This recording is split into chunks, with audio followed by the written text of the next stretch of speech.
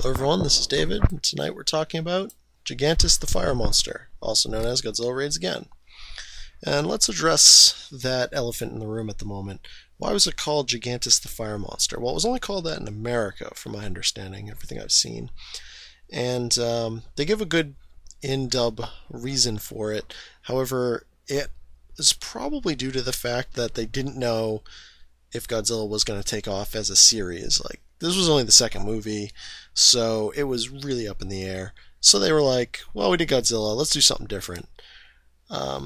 So, in most cases, I've seen it restored back to its original title of Godzilla Raids Again, but you'll occasionally still see it under Gigantus the Fire Monster. Now, let's get to talking about the monsters in this. Well, you got Godzilla. Everyone knows about him. Doesn't really need that much of an explanation, but there's a bonus monster in this one. Well, not really a bonus monster, but a second monster. And it's anguirus, or anguirus, or anguinus. It really depends on who's dubbing at the time. But we're going with anguirus, because that's how I've always called him. Now, what is anguirus? Well, he's kind of like a giant dinosaur, well, like most kaiju, but in this case, he's kind of like a ankylosaurus, but with spinier spines. As opposed to just being armored with like a big shell, he has spikes all over it, and he has a thorny tail, so he can do some damage with that. He doesn't have any other real abilities like a lot of the later monsters would have. He can't even fly like Rodan could, so that's a problem. He's not nearly as mobile, and Godzilla just spends the whole movie kicking his ass. And he puts up a worthy fight, but it's just like he's outmatched. Godzilla's got atomic breath. Godzilla's bipedal. This guy's quadruped. So, I mean, he just doesn't have a lot going for him. And it's kind of unfortunate because he kind of falls by the wayside, kind of like Rodan later on. Some of the one of the newer movies, Final War, they revamp him. They don't really give him any new powers, but they make him a little bit more mobile, a little bit more dangerous of a foe. But in this one, he's just kind of there fighting Godzilla. That's all they're really doing. Now let's get on to the movie itself. This is probably going to be pretty quick because this movie really isn't all that great in terms of everything. I mean, it's okay, but for a Godzilla movie, but it could be better. But anyway, let's get started. So it starts off with this guy, Sokiku, or I forget. Very exact name, and it's Kobayashi, and they're both these pilots that look for tuna for this fishing company, for their village.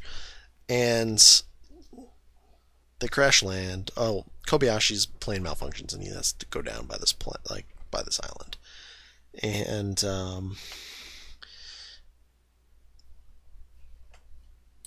anyway, Kobayashi goes down by this island, and his friend Surikoka, I believe that's his name. I don't really remember that too well. It's been a few days since I watched this movie, but anyway, the other guy, he goes to find him, finds him on the island. They both land, and they see the Godzilla and anguirus fighting, and they escape after some shenanigans, and the two monsters fall in the ocean.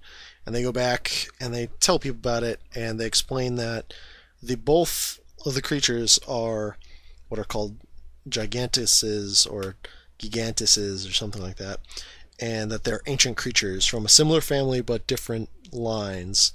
And Godzilla is like a fire monster, that's why he breathes fire, and they were born in the world before it had cooled, and that's why they have these weird abilities, and that creatures that came after them are different. So that's interesting. And it goes off for a while, and really it's just kind of cuts between what these two main characters are doing, which is not really all that important, just kind of everyday stuff, and then the monsters attacking, and the monsters kind of trashing the city and whatnot. And that's really about it. It's kind of short. I think it's only 80 minutes. And it seems really long, and it's only 80 minutes long, so it's kind of dry, kind of boring. I'm not giving a super in-depth on this one, because it's like Gojira, but light. So it's like everything that was in Godzilla, but not as good and not as well done. So final analysis is, if you're going to watch a movie like this, only watch it if you've exhausted all the rest of your Godzilla library. It's okay. but it doesn't really stand out. It's nothing special. It's not the worst, but it's far from being the best. All right, good night, folks.